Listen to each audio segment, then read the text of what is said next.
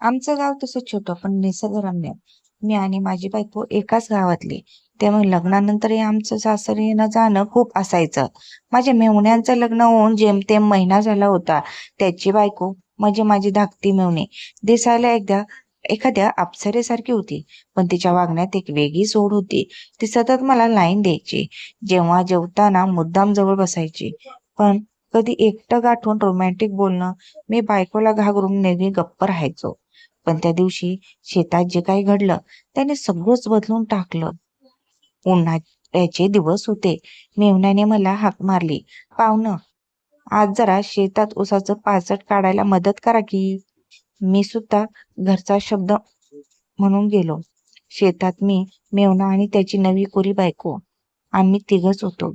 दुपारी काम रंगात आलं असतानाच अचानक मेहुण्याच्या फोनची रिंग वाजली. "काय? कधी झालं?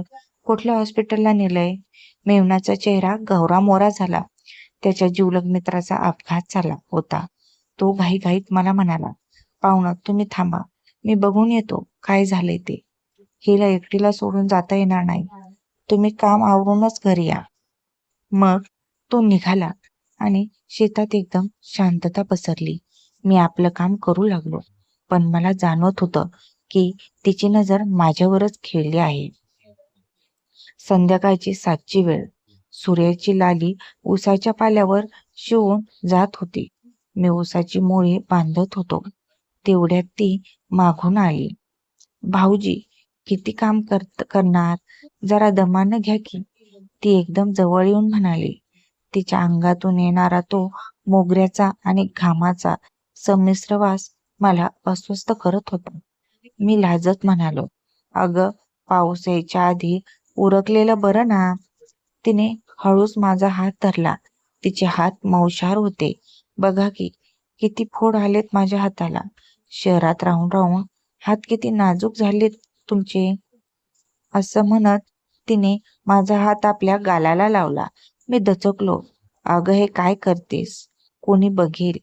ती खदखदून हसली. "कोण बघणार? अख्ख्या शिवारात आपण दोघंच आहोत. सांगा ना, मी कशी दिसते?" तिने तिचा पदर खांद्यावरून खाली सरकवला आणि माझ्या डोळ्यात डोळे घालून बघू लागली. "मला तुम्ही पहिल्या दिवसापासून खूप आवडता. तुमच्या स्वभावातला तो साधेपणा मला वेड लावतो." तिचे शब्द आणि तिची जवळीक मला भारावून टाकत होती. ती माझ्या अगदी जवळ आली. तिचे श्वास मला जाणवू लागले. तिने विचारलं, "बोला ना, कधी नेणार मला शहरात फिरायला?" माझं हृदय जोरजोरात धडधडत होतं. मी कसाबसा स्वतःला सावरलं आणि म्हणालो, "चल, अंधार झालाय. घरी सगळे वाट बघत असतील." अंधार चांगलाच दाटून आला होता. आम्ही दोघंही शेतातून घराकडे चालू लागलो. ती वाटेत खूपच जवळीक साधत होती, पण माझ्या मनात एक भीती होती. एखाद्याने बघितलं तर? हा विचार मला खात होता. गावात अशा गोष्टींना पाय फुटायला वेळ लागत नाही.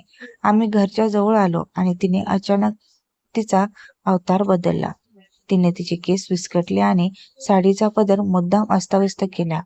मला वाटलं काम करून दमली असेल, पण तिचा इरादा काही वेगळाच होता. आम्ही घरात शिरलो. माझी बायको आणि मेहुणा तिथेच बसले होते.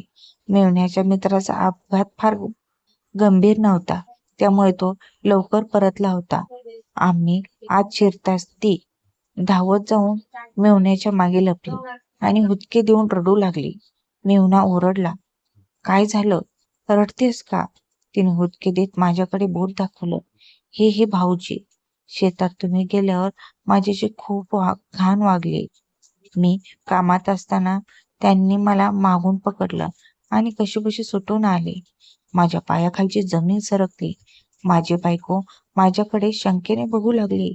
मेहुणा रागाने माझ्या अंगावर धावून आला आणि त्याने माझी गच्च पकडली.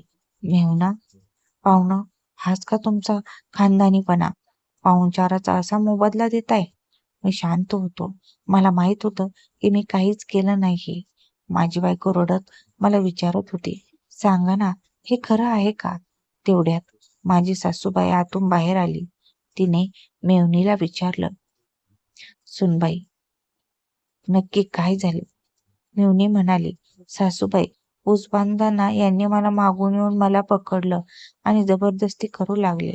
माझ्याशी झटापट केली त्यांनी. सासूबाई शांतपणे मेव्हणीच्या जवळ गेल्या आणि त्यांनी तिच्या हातात हात घेतले. सासूबाई म्हणाल्या, सूनबाई, तू म्हणतेस की भाऊजींनी तुला ऊस बांधताना पकडलं आणि झटापट केली? ती म्हणली, हो, अगदी ऊसाच्या फडाच्या मध्यभागी. सासूबाई हसल्या आणि म्हणाल्या, मग तुझ्या हाताला ऊसाचा एकही चिरा का का उरखडला नाही? ऊसाच्या फडात पळताना किंवा झटापट करताना हातापायाला पाल्याचे काप बसतातच. आणि हे बघ, तुझी चप्पल तर स्वच्छ आहे. जर शेतात झटापट झाली असती तर चप्पल चिखलात भरली असती. त्यानंतर सासूबाईंनी माझ्याकडे बघितला. माझे हात ऊसाच्या पाल्याने अक्षरशः कापले गेले होते आणि त्यावर रक्ताचे थेंब होते. सासूबाई म्हणाल्या, ज्याने पाप केलं असतं त्याचे हात असे रक्ताने माखले नसते. हा माणूस फक्त काम करत होता आणि ही सून खोटं बोलते. सासूबाईच्या निरीक्षणामुळे मेव्हणीची बोलती बंद झाली. शेवटी तिने कबूल केलं की तिला शहरात राहायला जायचं होतं आणि तिला वाटलं की मला बदनाम करून ती मेव्हण्याला शहरात राहायला नेण्यासाठी ब्लॅकमेल करू शकेल. मेव्हण्याने तिची माफी मागितली नाही, तर तिला स्पष्ट बजावलं, शहरात जाऊन तसं, आता तू आधी माणसात कसं वागायचं ते शिक. माझी बायको माझ्या जवळ आली आणि तिने माझे रक्ताळलेले हात आपल्या पदराने पुसले. तिच्या डोळ्यात पश्चाताप आणि माझ्याबद्दल प्रचंड विश्वास होता. आम्ही त्याच रात्री आमच्या घरून निघालो. गाडीत बसल्यावर तिने माझा हात घट्ट धरला आणि म्हणाली, मला माफ करा. एका क्षणा माझा विश्वास डगमगला होता. मी हसलो आणि म्हणालो, काही हरकत नाही. सत्याला पुराव्याची गरज नसते, फक्त वेळीची असते. जर कहाणी आवडली असेल तर नक्की चॅनलला सबस्क्राईब करा आणि आपल्या कहाणीला लाईक करा. धन्यवाद.